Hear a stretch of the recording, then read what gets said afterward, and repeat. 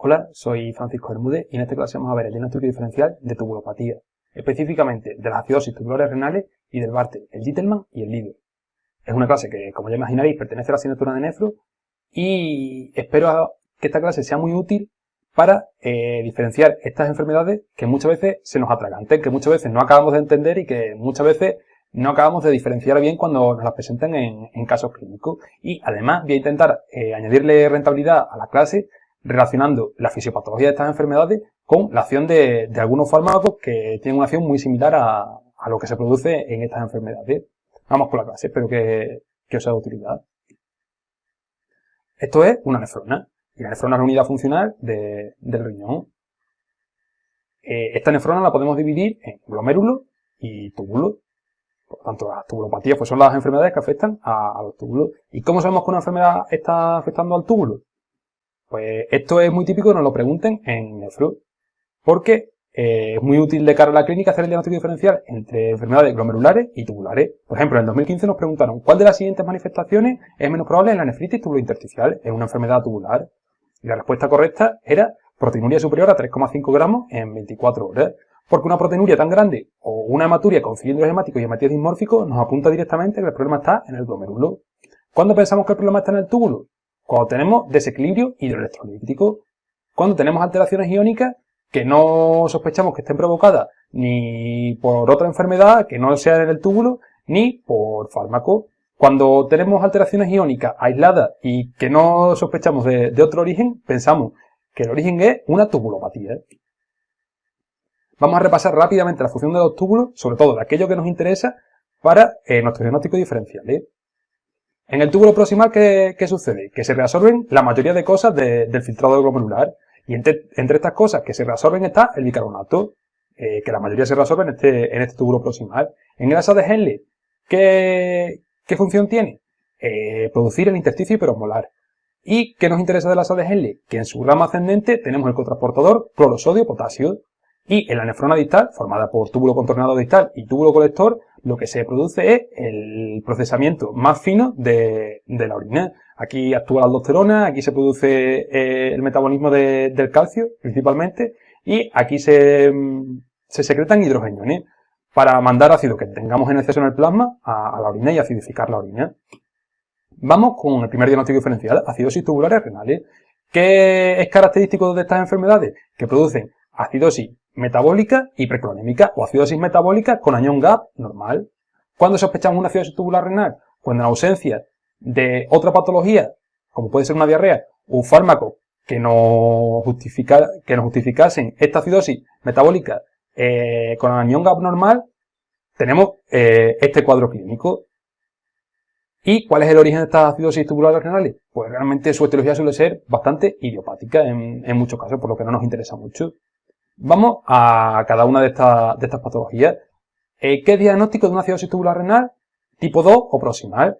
Que tras una sobrecarga alcalina, cuando damos mucho bicarbonato al paciente, la concentración de bicarbonato en la orina del paciente suba más de un 15%. Y esto sucede porque el problema en la acidosis tubular renal tipo 2 es que no podemos reabsorber bicarbonato en el túbulo proximal. Por lo tanto, todo el bicarbonato que le damos al paciente, o la mayoría del bicarbonato que le damos al paciente, se pierde por orina. Y esto lo vemos con esta subida excesiva en la concentración de bicarbonato en orina tras la sobrecarga alcalina. Y esta acidosis tubular renal tipo 2 también está muy asociada al Fanconi. ¿Qué sucede en la acidosis tubular renal tipo 1? Que no funciona la excreción de hidrogeniones en la nefrona distal. Y esto produce que si nosotros sobrecargamos de ácido al paciente, este no pueda librarse de los ácidos, no pueda acidificar la orina. Y si no puede acidificar la orina, pues la orina será persistentemente alcalina. Por lo tanto, si tras una sobrecarga ácida la orina sigue teniendo un pH superior a 5,5, vamos a estar ante una acidosis tubular renal tipo 1 o una acidosis tubular renal distal. Y esta también está muy relacionada con la nefrocalcinosis, por lo que si vemos nefrocalcinosis y acidosis tubular pensaremos en esta patología. Y la acidosis tubular renal tipo 4 es la acidosis tubular renal que se acompaña de hiperpotasemia. Y es que aquí el problema no está ni en que no funcione bien el mecanismo de metabolismo del bicarbonato, ni el de los hidrogeniones, sino que aquí el problema está en la propia hiperpotasemia. Y es que la hiperpotasemia causa acidosis, porque cuando nosotros tenemos mucho potasio en el plasma, para deshacernos de él, lo metemos en la célula y para meter potasio en las células tenemos que sacar hidrogeniones. Así que hiperpotasemia y acidosis van de la mano. ¿Cuándo sospechamos esta acidosis tubular renal tipo 4? Cuando tenemos una acidosis metabólica hiperclorémica con un gap normal y mucha hiperpotasemia, y también suele ir acompañado de hiponatremia, y muy asociada también a la diabetes mellitus. ¿A qué se parece la acidosis tubular renal tipo 2? A la acción de la acetozolamida, de los inhibidores de la anhidrasa carbónica. ¿Y a qué se parece la acidosis tubular renal tipo 4? A la acción de los antagonistas de la aldosterona, como es la espironolactona, o de los inhibidores directos del intercambiador sodio-potasio, como son el amiloride y el triantilenio. Vamos con el Bartter y el Gitelman y el Lidl. ¿Por qué metemos estas tres patologías en el mismo diagnóstico diferencial? Porque las tres producen hipopotasemia y alcalosis metabólica. Y las producen a corta edad, porque son enfermedades genéticas. Así que ante un niño con hipopotasemia y alcalosis metabólica hacemos este diagnóstico diferencial. ¿Qué sucede en el Bartter? Que no funciona el cotransportador clorosodio-potasio de la rama ascendente del asa de Henle. Y esto es como si estuviésemos tomando un diurético, porque el paciente va a perder volumen y va a perder sodio. Esto va a hacer que el paciente se hipotense, y como el paciente se hipotensa y tiene poco sodio, se va a activar el sistema renina-angiotensina-aldosterona. Y característico del Bartter, y que lo diferencia mucho del Gitelman, es que tenemos hipercalciuria, o equivalente a que nos digan hipercalciuria, es que nos digan nefrocalcinosis. ¿Qué nos diferencia el Gitelman del Bartter? Primero, que el Gitelman suele iniciarse un poco más avanzado a la edad del paciente. Suele iniciarse a partir de los 8 o 9 años, que el Bartter suele iniciarse antes.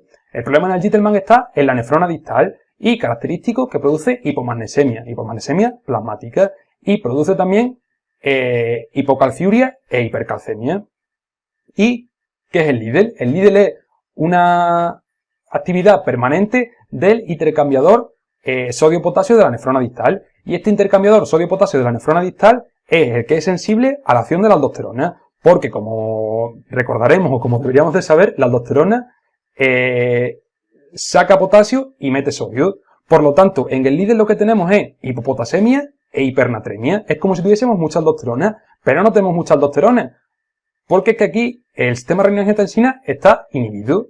Porque es que no tiene sentido que se active este sistema cuando ya tenemos mucho sodio y cuando ya tenemos mucho volumen. Y cuando también tenemos hipertensión. Esta hipertensión también nos diferencia el Lidl del Bartter y del Gitelman.